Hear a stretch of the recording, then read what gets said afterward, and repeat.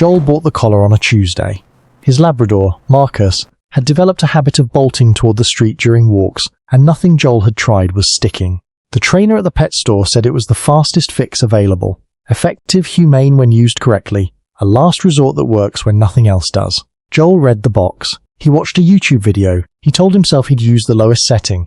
6 weeks later, Marcus would come when called, perfectly, every time, and Joel should have felt relieved. Instead, he kept noticing something he couldn't quite name. Marcus used to run to him when he got home, full sprint, tail going, the whole thing. Now he walked over, ears slightly back, tail lower.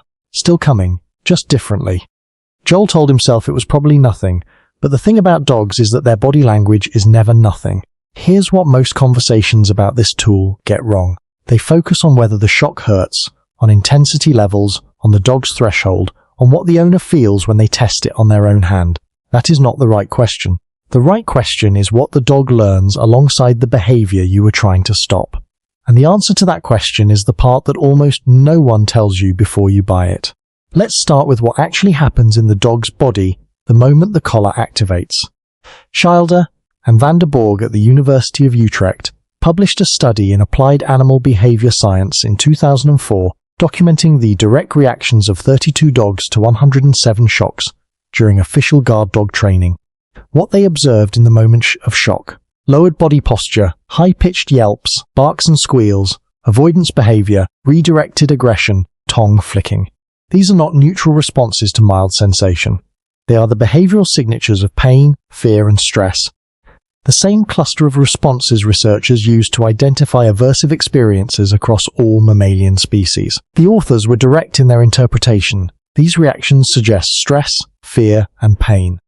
Advocates often point out that modern devices can be set to low intensities, low enough that an owner barely feels it on their hand. What this misses is that the prongs make contact with the dog's neck, a highly innervated region, and even setting aside intensity, there's the question of timing. In the early stages of training, before the association is established, the shock arrives as an unpredicted aversive event with no obvious connection to anything in the dog's immediate experience.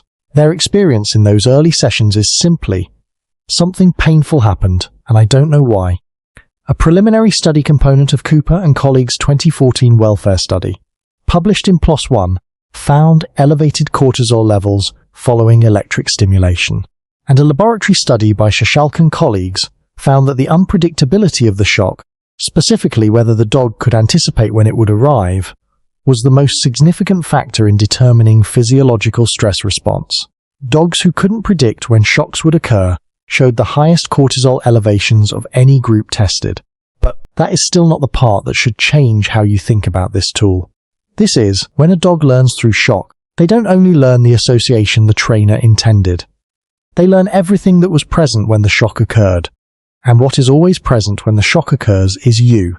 Schilder and van der Borg's 2004 study documented this specifically, comparing behavior in shocked dogs versus control dogs in sessions afterward, where no shocks were delivered at all. The shocked dogs showed significantly more stress-related behaviors in the training environment, and also in a park, a location entirely separate from any training ground. And then the detail that should stop you. One dog yelped after receiving a heel command with no shock, having previously been shocked immediately upon that command. The dog had learned to associate the command itself with pain. The researchers' conclusion was unambiguous. The dogs had not only learned to associate shock with the unwanted behavior, they had learned to associate it with the training location, with commands, and with the presence of their handler, with you, the person who is also supposed to be their safe base, their secure attachment figure, the one they run to when they're frightened. That person had become a predictor of pain, not a side effect, a logical consequence of how associative learning works. Your dog's nervous system now associates being near you with the anticipation of something aversive. That is not a bond. It is a managed fear response wearing the costume of obedience. This brings us to the finding that should reach every owner before they make this decision, not after. Vieira de Castro and colleagues published a study in PLOS One in 2020, the first to assess welfare effects not only during training sessions but beyond them. 92 companion dogs were recruited from reward-based training schools and aversive-based training schools. They were observed for stress behaviors, their cortisol was measured, and then they were assessed using a validated cognitive bias test, a welfare measure that captures the dog's underlying emotional state, their expectation of whether ambiguous situations are likely to go well or badly. Dogs trained with high proportions of aversive methods showed a measurably more pessimistic cognitive bias than reward-trained dogs. Not temporarily more stressed during the session, more pessimistic as a baseline condition, a darker view of the world that persisted outside of training entirely. A 2021 study published in Scientific Reports by the Dogs Trust replicated and strengthened this. Dogs whose owners used 2 or more aversive methods showed significantly more pessimistic cognitive bias in matched pair comparisons with reward-trained dogs. Again, not a momentary mood, a measurable shift in baseline effect. The training had changed not just what the dog knew how to do, it had changed how the dog felt about being alive. There's an argument that cuts through all of this that some owners make, and it deserves a direct answer. It goes, "But my dog listens. The behavior stopped. They're well trained." Whatever the research says about stress, the outcome is good behavior, and the outcome is what matters. What this argument misses is that compliance achieved through anticipation of punishment is suppression, not training. The underlying drive that produced the behavior hasn't changed. The behavior has been held down by fear of consequence, and it will reappear in different contexts with different handlers in situations where the suppression fails. And the thing doing the suppressing, the threat of aversive experience in the handler's presence, is embedded in the dog-handler relationship at all times. The dog who listens because they're afraid of what happens if they don't is not a dog who has chosen engagement with you. They are a dog running a risk calculation about your presence. That is functional. It is not trust. The research on this is not a fringe position. The American Veterinary Society of Animal Behavior, the British Veterinary Association, the Australian Veterinary Association, and the RSPCA have all issued position statements against the use of aversive training devices, including electric collars. Wales banned shock collars in 2010, Scotland followed. England banned them in 2024. These decisions were not made casually. They were made on the basis of accumulating evidence that the welfare costs are real and documentable, and that the justification of superior efficacy doesn't hold up. The Cooper et al. 2014 study, the most rigorous UK study on this to date, found no consistent benefit over positive reward-based training in recall reliability, while documenting greater welfare concerns in the groups using electric collars. The outcomes were comparable. The welfare cost was not.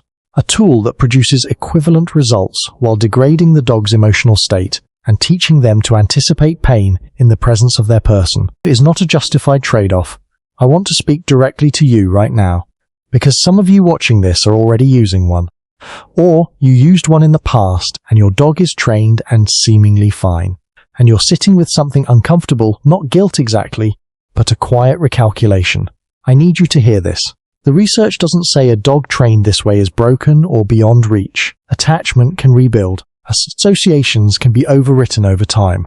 Dogs are not rigid. What the research says is that the shift has happened, and that what comes next matters. More predictability, more reward, more sessions where you show up and something good comes from it.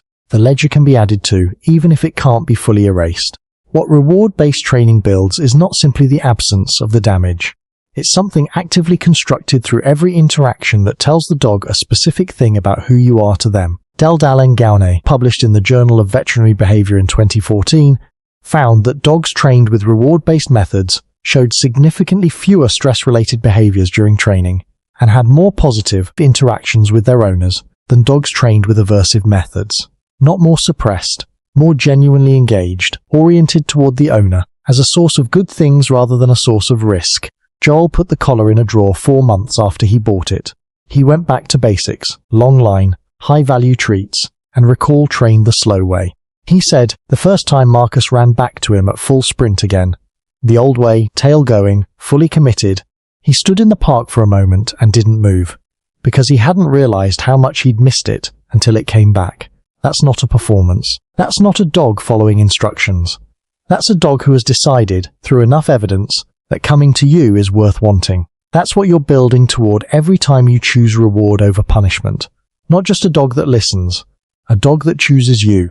There's a difference between those two things, and once you've felt it, you can't unfeel it. If your dog has ever shown you something, a hesitation, a change in how they approach you, a greeting that felt different from how it used to, and you found yourself wondering what it meant, tell me in the comments. I read them all.